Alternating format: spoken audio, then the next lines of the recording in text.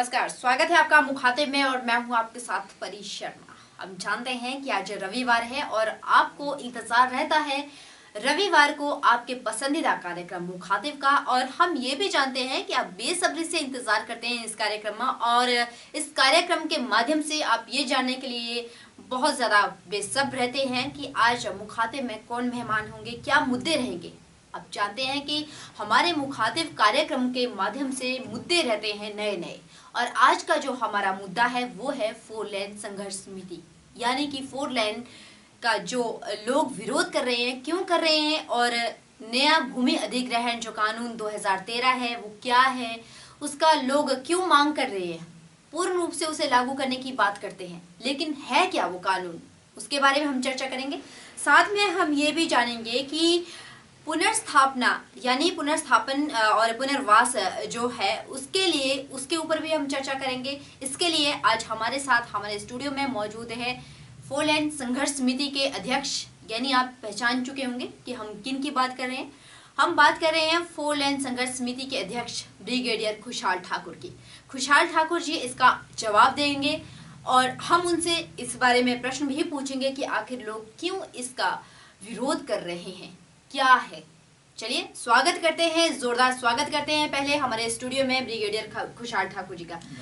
Brigadier साहब, सबसे पहले आपका मुखातिब कार्यक्रम में बहुत बहुत स्वागत है। बहुत बहुत धन्यवाद आपका। ब्रिगेडियर साहब, हम सबसे पहले आपसे यहाँ पर जानना चाहते हैं कि 4 लेन संघर्ष समिति आप अध्यक्ष है, ये 4 लेन संघर्ष समिति आखिर है क्या? परी जी, 67 सालों की आज़ादी के बाद जी भारतवर्ष की पार्लियामेंट में एक बहुत अच्छा कानून यूपीए की सरकार द्वारा लाया गया जी, और सभी विपक्ष की पार्टियों ने इसका समर्थन किया जी, और पार्लियामेंट के अंदर और बाहर बहुत तालियां पीटी गई और इस कानून का नाम भूमि अधिग्रहण कानून 2013 रखा गया है जी। और ये बोला गया है कि ये एक बहुत ऐतिहासिक, क्रांतिकारी और किसानों के भले के लिए, ग्रामीणों के भले के लिए कानून होगा और प्रभावित और विस्थापित लोगों को कोर्ट कचहरी के चक्कर नहीं लगेंगे, पुलिस की लाठी नहीं खानी पड़ेगी, उन्हें न्याय मिलेगा। और इस परी जी मैं बताऊं, इस कानून का पहली बार जो इसका ट्रायल है वो हिमाचल में नागचला से लेकर मनाली तक शुरू हुआ और ये लागू हुआ नेशनल हाईवे के लिए 1 जनवरी 2015 से जी। और अभी ये कानून बनाया ही गया है, पैदा ही हुआ है और इसकी हत्या तकरीबन हो चुकी है। और हाँ जी, और इसमें जिम्मेवारी थी केंद्र सरकार की, प्रदेश सरकार की, शासन प्रशासन की, लैंड एक्विजिशन अथॉरिटीज की, लेकिन दुर्भाग्यवश आज ये कोई भी नहीं दिख रहा है जिन्होंने ये कानून बनाया, जिनके ऊपर जिम्मेवारी दी गई। इसलिए हमारे पास जो हम प्रभावित और विस्थापित लोग हैं, हमारे पास कोई ऑप्शन नहीं है कि हम सारे इकट्ठे होके गैर राजनीतिक तरीके से एक संघर्ष करें और जो कानून में दिया गया है उसको मांगे, उसको मनवाएं, क्योंकि ये पहला ट्रायल है और 67 साल की आजादी के बाद आ रहा है। तो इसलिए इस संघर्ष समिति का निर्माण हुआ है और हिमाचल में अभी 61 रोड और बनने हैं, नेशनल हाईवे वो बनने हैं, तो इसलिए अभी ये संयुक्त संघर्ष समिति पूरे हिमाचल की बन चुकी है और सारे लोग पूरे हिमाचल के हमारे साथ। हिमाचल में ये तो फर्स्ट ट्रायल है, आपने जैसे कहा फर्स्ट ट्रायल है, तो फर्स्ट ट्रायल ये तो फेल हो चुका है। फेल इन द सेंस कि इसीलिए तो हम इकट्ठे होके आग्रह कर रहे हैं इन सबसे कि भाई जो 2013 में जो कानून दिया गया है उसे मरने ना दिया जाए और जो लोगों के हक हकूक हैं, जो लोगों को मुआवजा मिलना है, जो उनके पुनर्वासन पुनर्स्थापना के जो बंदोबस्त हैं जो आपने करने हैं उनको करिए। इसलिए ये संघर्ष समिति जो है ये प्रयास कर रही है कि लोगों को उनके हक हकूक दिलाए जाए। ब्रिगेडियर साहब, हमने अक्सर देखा है आजकल आप लोग भूमि अधिग्रहण को विरोध कर रहे हैं, आप इसका जी जी क्यों कर रहे हैं, क्या वजह है? मैं बड़ा साफ कर दूं परी जी, 4 लेन का कोई विरोध नहीं है जी। विकास का कोई विरोध नहीं है जी। और हम पूरा समर्थन करते हैं जी। कि 4 लेन बने और जल्दी बने जी। हर विस्थापित प्रभावित जो है वो जल्दी करे। हम किसी शासन प्रशासन के विरोध में नहीं हैं, किसी सरकार के विरोध में नहीं हैं, हम केवल ये कह रहे हैं कि जो भूमि अधिग्रहण कानून जो एक अच्छा कानून बना है उसको जमीन पे उतारे और लोगों को उनके हक दें। और 4 लेन का कोई विरोध नहीं है, क्योंकि इसमें किसान को, बागवान को और जो बेरोजगार हैं या दुकानदार हैं उनको एक पार्टनर बनाया जाए, वो भी इस विकास में भागीदार हों। तो हम एक भागीदार की भूमिका इसमें करना चाहते हैं। आप कहते हैं भागीदार बनना चाहते हैं, कैसे? अब देखिए ना, इसमें प्रावधान है, मैं बताऊं, अगर कानून का पूरा नाम बताऊं, उचित मुआवजे का अधिकार, पारदर्शिता का अधिकार और पुनर्वासन पुनर्स्थापना का अधिकार 2013। मतलब बड़ी साफ है, कानून का जो टाइटल है उसमें बड़ा साफ है कि उचित मुआवजे का अधिकार। मैं अगर आपको और इसके बारे में जानकारी दूं कि मुआवजा तो कुछ भी नहीं दिया जा रहा है। सबसे बड़ी बात है पारदर्शिता। नहीं, जो आपने भागीदारी की बात की, पारदर्शिता की बात की, वो बिल्कुल नहीं है। किसानों को, हमें तो ऐसे देखा जा रहा है कि जैसे कि हम कोई बहुत बड़े अपराधी हों, हम बहुत बड़े दोषी हों, हमें तो उस तरह से देखा जा रहा है। क्यों? वजह क्या है इसके पीछे? अब यही मुझे भी समझ में नहीं आ रही है कि ये मानसिकता क्यों। हम हर एक जगह गुहार लगा चुके हैं, पक्ष को गुहार लगा चुके हैं, विपक्ष को गुहार लगा चुके हैं, सभी को हम कह रहे हैं कि 2013 के कानून के बाहर हम कुछ नहीं मांग रहे हैं जी। तो हमें समझ में नहीं आता है कि सरकार इसमें अपना अड़ियल रवैया क्यों अपना रही है।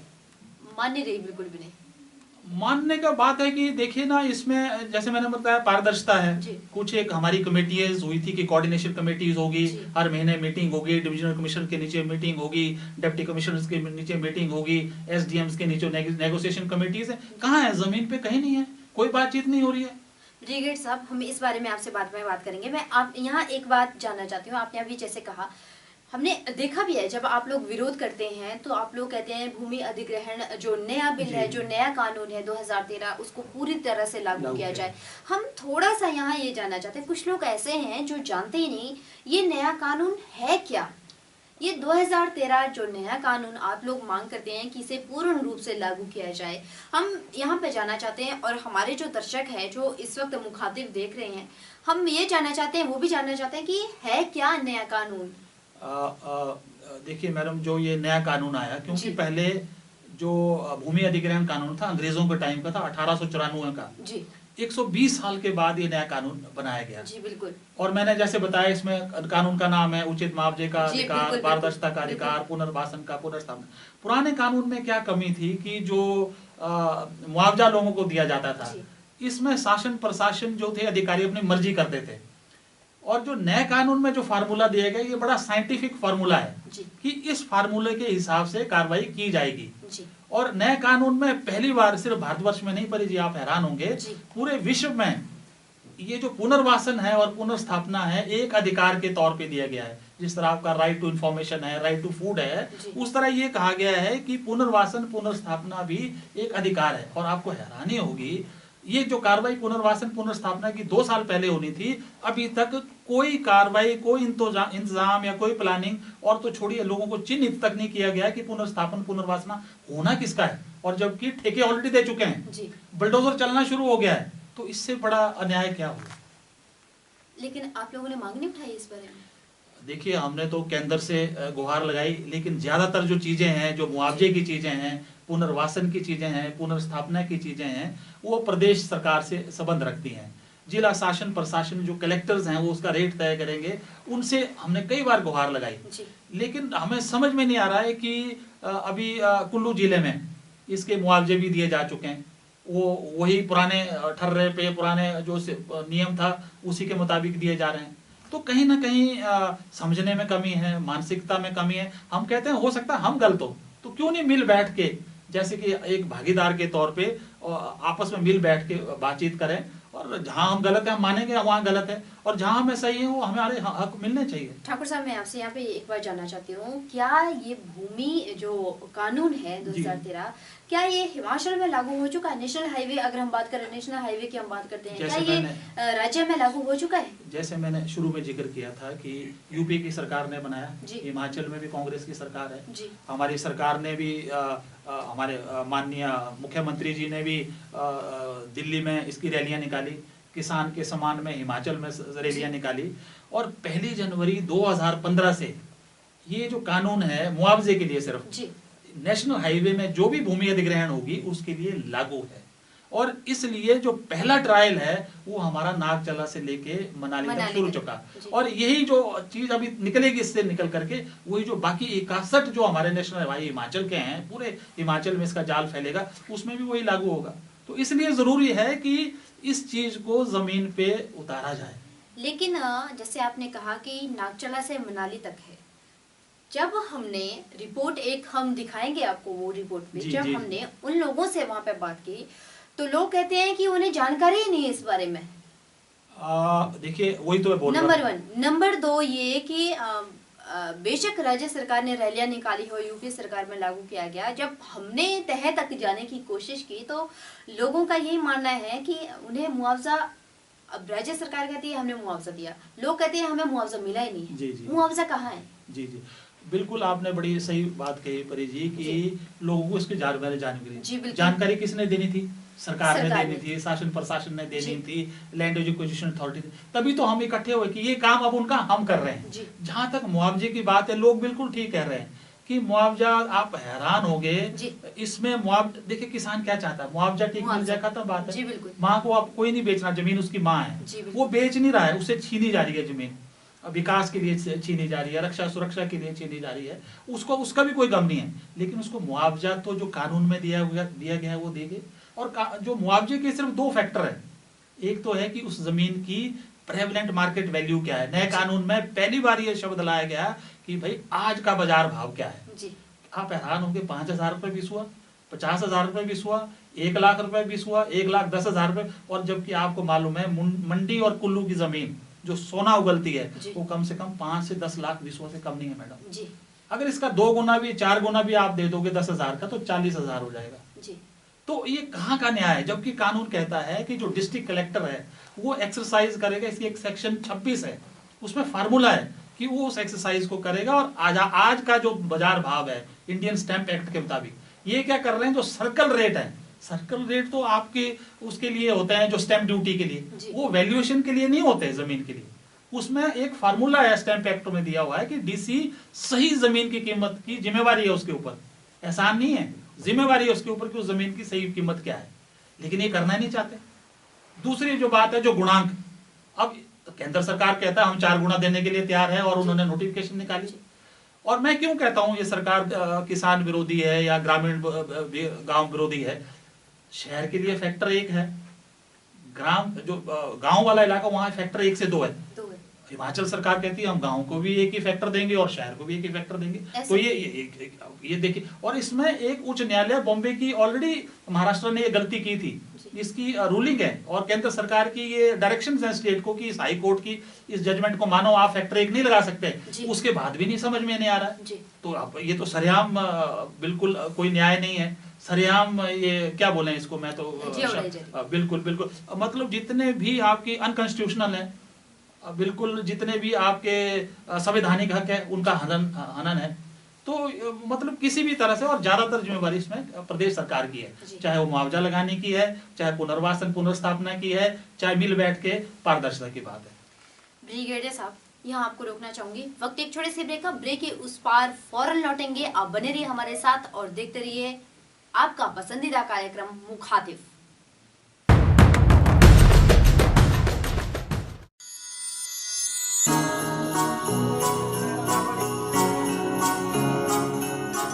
वृंदा ज्वेलर्स, सोने व चांदी में एक विश्वसनीय स्थान। यहाँ आपको मिलेंगे 23 कैरेट व हॉलमार्क के शुद्ध गहने।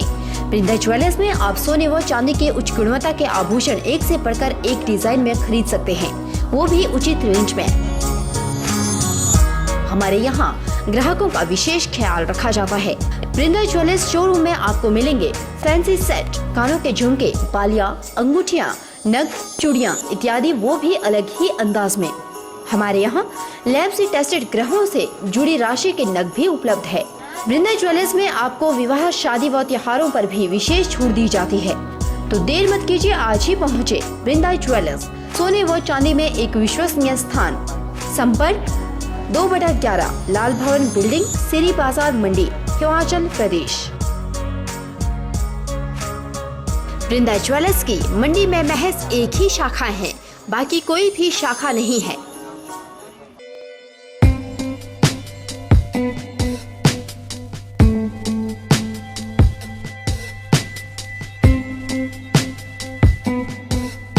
एस लाइटवेट ब्लॉक्स, बदलिए अपनी सोच और चलिए दुनिया के साथ। दुनिया भर में कामयाबी के बाद अब मंडी में हाईटेक बिल्डिंग सॉल्यूशन लेकर आए हैं इस लाइटवेट ब्लॉक्स, जो करवाएं समय के साथ साथ लेबर और पैसे की बचत। इसमें नहीं होती है रेत और सीमेंट मिलाने की जरूरत और ईंटों की तुलना में भी बिल्कुल सस्ता। पाइए कम ढुलाई खर्च और कम लेबर में बेहतर परिणाम। भवन निर्माण में आए तेजी, प्लस्तर के खर्च से मिले राहत। इस lightweight blocks waterproof, fire resistant, earthquake resistant, sound proof, thermal insulator के गुणों के साथ ही हल्का होने के कारण बढ़ाए आपके भवन की उम्र। तो देर मत कीजिए, आज ही आइए और अपनाएं इस lightweight blocks. Contact hitech building solution, Soleghat Mandi HP, near Amar guest house.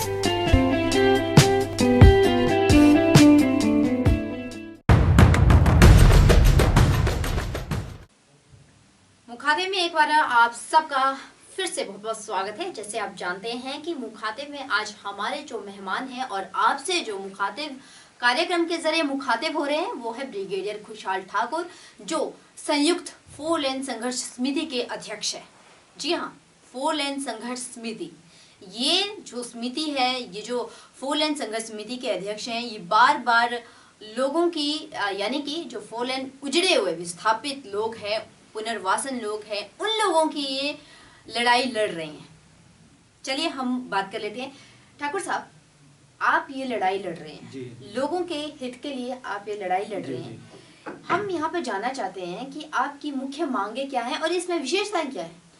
देखिए, जैसे कि परे जी मैंने बताया कि कानून में इसके हेडिंग में 3 ही चीजें हैं। उचित मुआवजे का अधिकार, हम उचित मुआवजा मांग रहे हैं जी। और पारदर्शिता के अधिकार, एक भागीदारी हो लोगों की, और आखिर में जो पुनर्वासन पुनर्स्थापन जो पहली बार कानून बना है, लोगों का जो विस्थापित और प्रभावित लोग हैं उनका सही ढंग से पुनर्वासन पुनर्स्थापना की जाए। क्योंकि इसमें पुनर्वासन पुनर्स्थापना में अधिकार है कि जिसका घर जाता है उसको घर दिया जाएगा, बेरोजगार को नौकरी दी जाएगी, और बहुत सारी वित्तीय सहायता है। और जो हमारे जनजातीय लोग हैं, शेड्यूल्ड कास्ट भाई हैं, शेड्यूल्ड ट्राइब्स भाई हैं, उनके लिए स्पेशल पैकेज है। और तो और जो किराएदार है, दुकानदार है, वो भूमि मालिक नहीं है, लेकिन अप्रत्यक्ष तौर पे अपनी रोटी रोजी और अपने बच्चों का लालन पालन उस जीविका से करता है, उनके लिए भी अधिकार है। और परे जी आप हैरान होंगे कि उनको तो अभी चिन्हित तक नहीं किया, आइडेंटिफाई तक नहीं किया है कहाँ वो लोग। इससे बड़ा दुर्भाग्य क्या हो सकता है इस कानून की हत्या का। एक बात मैं यहाँ पे जानना चाहती हूँ, आप जैसे बात कर रहे थे, पुनर्स्थापना की बात कर रहे थे, मैं यहाँ पे ये जानना चाहती हूँ कि सरकार ने ये जो लोग हैं, उजड़े हुए लोग हैं, हम तो इन्हें उजड़े हुए लोग कहेंगे क्योंकि उजाड़े गए हैं। ये उजड़े तो नहीं, खुद तो नहीं उजड़े, लेकिन उजाड़े गए हैं। इनकी सरकार मांग रही है, सरकार ले तो रही है, लेकिन उनको कुछ क्या इनके लिए, उजड़े हुए लोगों के लिए इंतजाम किए गए हैं सरकार द्वारा, या तो, ये चीज मैं जानना चाह रही हूँ। वही तो मैं कह रहा हूँ कि 2 श्रेणी के लोग हैं। एक तो जो भूमि मालिक हैं वो उजड़ रहे हैं जी। एक जो भूमि मालिक नहीं है लेकिन उनकी रोटी रोजी उस पे चलती है, चाहे वो दुकानदार हैं, चाहे वो किराएदार हैं, चाहे वो अपने छोटे मोटे कोई रेस्टोरेंट ढाबा या चला रहे हैं। इसमें अधिकार है उन सब के लिए, पहली बार ये अधिकार आया। और उन लोगों के लिए स्कीम्स या बंदोबस्त या प्लानिंग तो छोड़िए आप कि उनको कहाँ बसाया जाएगा, कैसे रखा जाएगा, किसको क्या मिलेगा, लेकिन अभी तक ये भी सर्वे नहीं किया जा रहा है कि हैं कौन लोग और कितने हैं ये। तो ये एक बड़ा दुर्भाग्य की बात है। ये आप कह रहे हैं कि ठीक है, ये अधिकार लाया गया है, ये कानून लाया गया, क्या केंद्र सरकार ने दखल क्यों नहीं किया? क्योंकि केंद्र सरकार ने तो कह दिया, केंद्र सरकार ने हाथ खड़े कर दिया, केंद्र सरकार ने कहा कि अब लो जी, अब राज्य सरकार इसे देखेगी। राज्य सरकार को क्यों, जबकि केंद्र सरकार के पास ये अधिकार है, राज्य सरकार को क्यों नहीं कहती केंद्र सरकार? देखिए, जैसे केंद्र सरकार ने कह दिया कि 4 गुना मुआवजा जो है दे दिया जाएगा, बशर्ते है कि प्रदेश की सरकार कहे। क्योंकि जबकि प्रदेश, राज्य सरकार तो फैक्टर 1 के फैक्टर 1 में चली गई। तो और मैंने कहा हाई कोर्ट के बाद भी केंद्र की सरकार ने इनको डायरेक्शंस दी कि भाई अच्छा 1 से 2 तो आपको फैक्टर लगाना ही पड़ेगा जी। उसके बाद भी ये नहीं लगा रहे हैं। पैसा जो है पूरा का पूरा केंद्र सरकार दे रही है जी। उसके ऊपर 9% जो है एडमिनिस्ट्रेटिव चार्जेस भी प्रदेश की सरकार ले रही है जी। तो केंद्र की सरकार को मॉनिटर जरूर करना चाहिए कि भाई ये आप चीजें क्यों नहीं कर रहे, लोगों का रिहेबिलिटेशन रिसेटलमेंट क्यों नहीं हो रहा है। लेकिन ज्यादातर जो जिम्मेवारी है मुआवजे के प्रति, जो जिम्मेवारी है प्रेवलेंट मार्केट वैल्यू, क्योंकि सबसे बड़ा इंपॉर्टेंट फैक्टर है कि अगर आज के बाजार की भाव की कीमत क्या है, अगर कीमत सही है तो बाकी जो है चाहे फैक्टर 2 गुना हो या 3 गुना हो 4 गुना हो, वो उतना वो ठीक बैठेगा। लेकिन अगर जो शुरू की कीमत ही ठीक ना हो, जैसे मैंने बताया कहीं पे तो 5,000 रुपये बिस्वा है, कहीं पे 20,000 रुपये बिस्वा है, अगर उसका आपका 4 गुना भी दे दें तो बात नहीं बनती। और सर्कल रेट जो है वो 500 गज में मोहाल टू मोहाल डिफरेंट है। और जबकि आप देखेंगे ये एरिया पूरा जो है तकरीबन एक जैसा है, ज्योग्राफिकल कंडीशंस एक हैं, बाकी जो सिमिलरिटीज एक हैं, और जो भी व्यवसाय लोग करते हैं वो तकरीबन एक जैसा है। तो जरूरत है कि इस तरह का अलोंग द हाईवे एक सामान्य जैसा जो है, एक एवरेज जैसा जो है, वो सही प्रेवलेंट मार्केट रेट निर्धारित किया जाए शासन प्रशासन द्वारा। और जो ये सर्कल रेट है ये स्टैंप ड्यूटी के लिए है, वो मिनिमम रेट है, उसके लिए वैल्यूएशन के लिए नहीं, मूल्यांकन के लिए नहीं है। तो इस चीज को गंभीरता से सरकार या जिनकी जिम्मेवारी है उस चीज को नहीं ले रहे हैं। ठाकुर साहब, मुझे याद आया, आप रेट का जिक्र कर रहे हैं। जी जी। रेट की अगर हम बात करें तो एसटीएम के अंडर रेट के लिए एक कमेटी का गठन किया गया था। वो कमेटी कहाँ है? हाँ बिल्कुल बिल्कुल बिल्कुल बिल्कुल, आपने अच्छी याद दिला दी। वो कमेटी ठंडे बस्ते में चली गई। अब उसकी मीटिंग हुई, एक्चुअली वो कमेटी तो बनी थी इसलिए कि कोई भी प्रॉब्लम, सिर्फ वैल्यू के लिए नहीं, मार्केट रेट के लिए नहीं, कोई भी समस्या जो है एसडीएम लेवल पे की जाए जी। पर चलिए वो कुछ एक बातें और नेगोशिएशंस की रेट के बाबत में हुई जी। लेकिन मैडम देखिए, नेगोशिएशन का मतलब क्या होता है? वो किसानों से तो पूछते रहे भी आपकी जमीन की कीमत क्या है, लेकिन सरकार क्या देने के लिए तैयार है वो हमें बिल्कुल नहीं बताया उन्होंने। और इसको क्या आप नेगोशिएशन बोलेंगे? क्योंकि एसडीएम्स को अधिकार ही नहीं है, क्योंकि ये जो सारी चीज जो कंट्रोल हो रही है ये स्टेट लेवल पे वहां सेक्रेटरीट से कंट्रोल हो रही है जी। तो एसडीएम्स को कोई इंडिपेंडेंट पावर्स नहीं दी गई हैं इसके बारे में। वो केवल सिर्फ लोगों का पक्ष तो जरूर सुन रहे थे, लेकिन ये नहीं बता रहे थे कि वो कितना रेट दे सकते हैं। और उसके बाद में ठंडे बस्ते में चली गई हैं और आरोप ये लगा रहा है कि किसान जो है बहुत मुंह खोल रहे हैं, बहुत पैसा मांग रहे हैं, जो कि गलत है और एक बहुत बड़ा ड्रामा है, विश्वासघात है और बड़ा धोखा है लोगों के साथ। और लोग कुछ नहीं मांग रहे हैं, कोई ज्यादा नहीं मांग रहे हैं, वो केवल कह रहे हैं जो उनकी उचित जो जमीन की कीमत है वो उनको दे दी जाए। मैं एक बात आपसे यहाँ पर ये जानना चाहती हूँ, जब ये कानून आया था तो उस वक्त हमने भी सुना था, हमने भी देखा था और हमने सराहना भी की थी उस वक्त केंद्र सरकार की, कि केंद्र सरकार ने ये ऐलान किया था कि 4 गुना मुआवजा दिया जाएगा। जी जी जी। उन्होंने, जैसे मैंने आपको पहले भी चीज कही, तो उसके बाद राज्य सरकार कहती है कि हम फैक्टर 1 चल रहे हैं जी जी जी। फैक्टर 2 के बाद केंद्र सरकार करती है, फैक्टर 1 के बाद राज्य सरकार करती है। तो क्या आप लोगों ने, क्योंकि जैसे आप लोग संघर्ष कर रहे थे, हमने देखा पिछली बार भी आप केंद्र सरकार के पास गए थे, तो क्या आपने केंद्र सरकार से इस बारे में बात नहीं की कि केंद्र सरकार दखल करे राज्य सरकार के? बिल्कुल, इसके बारे में प्रधानमंत्री, क्योंकि हमने एक चीज मैं आपको थोड़ा सा यहाँ पे रोकना चाहूंगी, हमने देखा है कि बीबीएमबी वाले, अगर हम बात करें बीबीएमबी की भी हम बात करें, तो वहाँ पे भी लोग अभी तक उनको भी उचित मुआवजा नहीं मिला है। बिल्कुल, बीएमबी के हैं मैडम, सेंज के हैं, चमेरा के हैं और दूसरे क्षेत्रों में हैं जो उनका उचित मुआवजा या खास करके पुनर्वासन अभी तक नहीं हुआ है और लोग सड़कों में आ गए हैं। और जहां तक आपने केंद्र की बात की थी, हमने प्रधानमंत्री जी को, हमारे जो नितिन गडकरी जी हैं सरफेस मिनिस्टर हैं, उनको और प्रदेश को, सबको इसके बारे में लिखा गया। और 31 मार्च 2016 को केंद्र ने एक बड़ी अच्छी अधिसूचना निकाली कि लोगों को 4 गुना दिया जाएगा। लेकिन अगस्त में समझ में नहीं आता कि उसमें एक अमेंडमेंट कर दी कि अगर प्रदेश सरकार अगर जो भी फैक्टर करेगी वो दिया जाएगा, जबकि ये परियोजना में प्रदेश सरकार का गुणांक में कोई लेना देना नहीं। वो इसलिए क्योंकि ये परियोजना केंद्र सरकार की है, ये रोड सरकार केंद्र सरकार का है, और जो इंतकाल होगा या जो लैंड वेस्ट होगी वो भी केंद्र सरकार में होगी। तो इसलिए इसमें तो कोई शक ही नहीं है कि अप्रोप्रिएट गवर्नमेंट केंद्र की सरकार है। लेकिन जबरदस्ती जो है स्टेट जो है इसमें जो रोड़ा जो है वो अटका रही है। लेकिन मैं ये कहता हूँ कि देर सवेर जो है वो लोगों को न्याय मिलेगा, लेकिन पता नहीं ये सरकार क्यों चाहती है कि लोग कोर्ट कचहरी में जाए, धक्के खाएं, वकीलों को पैसे दें। और इसीलिए मैं बार बार कहता हूँ कि लगता है कि ये किसान हितैषी या ग्रामीण हितैषी नहीं है, यही वजह है, ऐसा लगता है। मैं एक बात यहाँ पे जानना चाहती हूँ आपसे कि हम देखते हैं राज्य सरकार फलदार और जो फसल वाली जो जगह है उसका कितना मुआवजा दे रहे हैं? मैडम, आप कुल्लू जिले में अभी मेरे ख्याल 5 मई को और 3-4 दिन पहले जी इन्होंने मुआवजे अवार्ड दिए गए एलओ फंडों के द्वारा, आप हंसेंगे। जी वहां पर ज्यादातर बागवानी है लोगों की, जी बिल्कुल है ना, बिल्कुल। लोग अनार उगाते हैं, सेब उगाते हैं, प्लम उगाते हैं। क्या आप हैरान होंगे, एक सेब की कीमत क्या हो सकती, लगाई उन्होंने 2700 रुपए। वही सेब का पेड़ जो है पूरे जीवन में, जो कि 40 साल है, बिल्कुल अगर उसकी मान लो जो प्राइम पीरियड है, मान लो 25 से 30 साल भी लगा लो, जी और उसमें हर साल 5 से 10 हजार की आमदनी एक पेड़ देता है, जी तो ये तकरीबन 1.5 लाख से 3 लाख के बीच में एक सेब का पेड़ जो है उसको देता है। उसका ये 2700 रुपए दे रहे हैं। ये उसकी तो अगर लकड़ी भी बेची जाए वो भी ज्यादा महंगी आएगी। जी। तो क्या ये मजाक नहीं है लोगों के साथ? और ये जो अनार है उसको कहते हैं ये तो जंगली पौधा है, इसकी कीमत 1000 रुपए भी नहीं है। तो फसलों का तो छोड़िए, जो अवार्ड है वो जो फसल क्या है, और किसी के जो टुकड़े जो भूमि के बच गए हैं अब उसका इस्तेमाल नहीं हो सकता। जो जमीन उन्होंने ली है 5 मीटर तक तो कंट्रोल विड्थ में आती है जी और उसके बाद छोटे छोटे अगर टुकड़े बच गए, कानून में प्रावधान है कि उसकी भी भरपाई की जाए, जी तो वो भी नहीं हो रही है। ना फसल के पैसे दिए जा रहे हैं, ना जो फलदार पौधे हैं वो। 2700 रुपए एक सेब का पेड़ की कीमत है। मेरा नहीं ख्याल है कोई इसके लिए बोलेगा कि हाँ बड़ी अच्छी बात है। क्या कर रहे हैं लोग इसके लिए? अब लोगों के पास मैंने बताया कि हम विरोध का ही रास्ता है। विरोध तो हम नहीं कर रहे हैं, हम लोगों को जागृत कर रहे हैं और सरकार को गुहार लगा रहे हैं कि देखिए ये कानून बड़ा अच्छा बना, इसे पढ़िए, देखिए, समझिए, हमें इसमें शामिल करिए और मिल बैठकर इसका कोई हल निकालिए।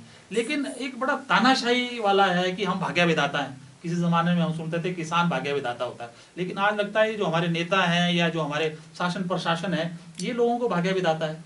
तो इसलिए अब लोगों के पास अब क्या तरीका है? आखिर में तरीका यही है कि अगर तुम जबरदस्ती करोगे और 10 जो संवैधानिक चीजें आपने करनी थी अगर आप नहीं करेंगे तो हम अपनी जमीन पे इनको नहीं आने देंगे। जी सर, आप हल की बात कर रहे हैं, क्या हल निकल सकता है इस समस्या का? देखिए एक ही हल होता है कि मिल बैठकर बातचीत की जाए। सरकार तैयार नहीं है? समझ में नहीं आता त्यार अपने किसानों के साथ या जो प्रभावित हो रहे हैं उनसे बातचीत करने में क्या हर्ज है? हम तो बार बार पैसा तो सारा केंद्र को देना है, फिर भी क्यों? इनके पास एक ही कारण है कहने का कि जी बाकी अगर परियोजना हमको करनी पड़ेगी तो हमको ये पैसा देना पड़ेगा।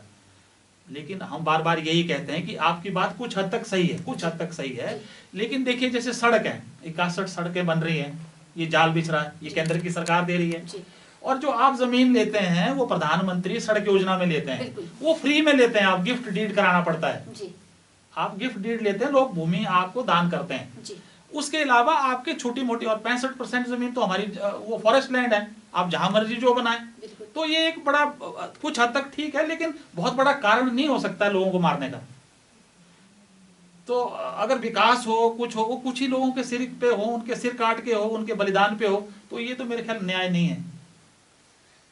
मैं अंत में, क्योंकि हमारे पास थोड़ा सा समय का अभाव है, मैं यहाँ पे आपसे जल्द में पूछना चाहूंगी, अगर सरकार आपकी मांगे नहीं मानती है तो आपके पास विकल्प क्या है? देखिए जी, हम तो प्रजातंत्र में विश्वास रखते हैं और बड़े जिम्मेवार नागरिक हैं इस देश के, और मैं तो सेना से हूँ और बड़े जो अनुशासन में कार्य करेंगे, इसमें कोई दो राय नहीं है। और अभी भी हम गुहार लगा रहे हैं हमारे मुख्यमंत्री महोदय से, सरकार से, पक्ष से, विपक्ष से, कि इस मुद्दे को बड़ी संवेदना के साथ लें, इसको बड़े सीरियसनेस के साथ लें, क्योंकि लोग सड़कों पे आ जाएंगे, लोग बेघर हो जाएंगे, उजड़ जाएंगे। जिस तरह भट्टा पसोल और सिंगूर में जो घटनाएं हुई हैं, और 120 सालों के बाद और 67 सालों की आज़ादी के बाद ये कानून बनाया गया है, क्या आप वही चाहते हैं? और देखिए एक चीज़ मैं बताना बहुत अहम समझूंगा, इस कानून में इसकी जो प्रियम्बल है उसमें ये कहा गया था कि भाई कैसा पता लगाएं ये कानून पास है या फेल है। तो उन्होंने कहा कि अगर पोस्ट लैंड एक्विजिशन के बाद अगर उस किसान का, बागवान का सामाजिक और आर्थिक स्तर ऊपर जाता है तो इसका मतलब ये कामयाब है। और आप विश्वास नहीं करेंगे, 100 साल पीछे चले गए हम। अगर 5,000 10,000 रुपए विश्वास आपको देंगे तो हम 100 साल पीछे चले गए। हम कहते हैं छोड़ो तुम पैसा भी मत दो, हमें जमीन के बदले में जमीन दे दो। आई थिंक बड़ा फेयर बात है, जमीन के बदले में तो जमीन दे दे। लेकिन फिर भी हम ये कहते हैं कि हम गुहार लगाते रहेंगे। हाँ, एक बात चीज है, क्योंकि कानून को आपने हत्या की है, कानून के हर एक प्रोविजंस को आपने तोड़ा है, जो भी संवैधानिक प्रोविजन थे, मैंडेटरी प्रोविजन थे, स्टैट्यूटरी प्रोविजन थे, सब आपने तोड़े हैं। और उसके बाद आप बुलडोजर लेके मेरी निजी भूमि पे आते हो तो हम आपका बुलडोजर नहीं चलने देंगे। तो इसलिए टकरार की स्थिति, विरोध की स्थिति हम नहीं पैदा कर रहे हैं, ये सरकार पैदा कर रही है। तो इसलिए मैं सिर्फ इनको हाथ जोड़ के गुहार लगाता हूँ कि इस स्थिति से बचें, ये इतना अन्याय ना करें। शायद हम देखेंगे कि शायद पुराना कानून जो अंग्रेजों का कानून था वो ज्यादा अच्छा था। एक छोटी सी मैं यहाँ पे बात जानना चाहती हूँ। अभी कांग्रेस सरकार है, आने वाले अगर बीजेपी सरकार आती है तो बीजेपी वालों के साथ भी आपका ऐसे विरोध रहेगा? देखिए सीधी सी बात है, मैंने बताया हमारा जो ये है पूरा गैर राजनीतिक है, इसमें कोई राजनीतिक लेना देना जी नहीं। बिल्कुल नहीं, मैं सरकार की बात बिल्कुल, इसलिए मैं बोल रहा हूँ कि जो हमारी डिमांड्स हैं वो बदली नहीं होंगी सरकार के आने जाने से। बिल्कुल, जो हम हमारी डिमांड वो रहेंगी जो 2013 का कानून है। हमारे लिए बीजेपी और कांग्रेस का आपस में वो पिचिंग करना वो महत्वपूर्ण है। हाँ, उसके खिलाफ विरोध बिल्कुल बिल्कुल बिल्कुल, क्योंकि हमारे पास सब लोग हैं, सभी राजनीतिक के लोग हैं, वो सब प्रभावित और विस्थापित हैं, वो किसी पार्टी के नहीं है। उनके वो उजड़ रहे हैं जी, बिल्कुल, वो बेघर हो रहे हैं, बिल्कुल उनकी रोटी रोजी आप छीन रहे हैं। तो इसलिए तो हम इसका विरोध जरूर करेंगे, लेकिन हमें उम्मीद है कि देर सवेर शायद सरकार इस बात को समझ पाए। जी हाँ, जैसे आपने सुना आज मुखातिब में हमारे मेहमान ने हमने जो मुद्दा उठाया था, हमारे मेहमान ब्रिगेडियर खुशहाल ठाकुर ने उसका बखूबी जवाब दिया और वो सरकार से बार बार आग्रह करते हैं, वो बार बार गुहार लगा रहे हैं। फोर लेन संघर्ष, जैसे मैंने कहा कि संयुक्त फोर लेन संघर्ष समिति के वो अध्यक्ष भी है, अध्यक्ष ही है भी नहीं है, और इसलिए वो लोगों की मांग बार बार सरकार से उठा रहे हैं कि उन्हें उचित मुआवजा दिया जाए, उन्हें जो फैक्टर 1 है वो लागू ना करे, फैक्टर 2 जो केंद्र सरकार ने कहा है उसे लागू किया जाए। इनकी मांग नाजायज नहीं है, जायज है, इनकी लड़ाई नाजायज नहीं है, जायज है, क्योंकि लोगों के हितों की बात कर रहे हैं, लोगों के हित की जो लड़ाई लड़ रहे हैं। इसमें कहते हैं कि, और एक चीज इन्होंने बिल्कुल साफ की, सरकार कोई भी आए, बीजेपी हो कांग्रेस हो, इन्हें फर्क नहीं है, इन्हें सिर्फ जो गरीब लोग हैं उन्हें उचित मुआवजा दिया जाना चाहिए। ये अपनी मांग पर अड़े हुए हैं और सरकार को इनकी मांग माननी चाहिए। हम भी ये कहते हैं कि क्योंकि लोग, बेशक लोग अपनी भूमि दे रहे हैं, लेकिन वो उजड़ भी रहे हैं, क्योंकि जमीन उनकी माँ है। चलिए, आज हमने आपसे, हमारा जो मुद्दा था वो था फोर लेन संघर्ष समिति और फोर लेन का नेशनल हाईवे और इसके बारे में, जिसका जवाब आज हमारे मेहमान ने दिया। ब्रिगेडियर साहब, मुखातिब में हम लोगों से और लोगों से मुखातिब होने के लिए आपका बहुत बहुत शुक्रिया। आपका बहुत बहुत धन्यवाद। तो ये थे ब्रिगेडियर खुशहाल ठाकुर, संयुक्त फोर लेन संघर्ष समिति के अध्यक्ष ब्रिगेडियर खुशहाल ठाकुर। आपका बहुत बहुत फिर से हम धन्यवाद करते हैं। मुखातिब में बहरहाल इतना ही। परी शर्मा को दीजिए इजाजत। अगले रविवार को हम फिर नए मुद्दे के साथ और नए मेहमान के साथ हाजिर होंगे इसी वक्त। आप बने रहिए हमारे साथ और देखते रहिए मुखातिब।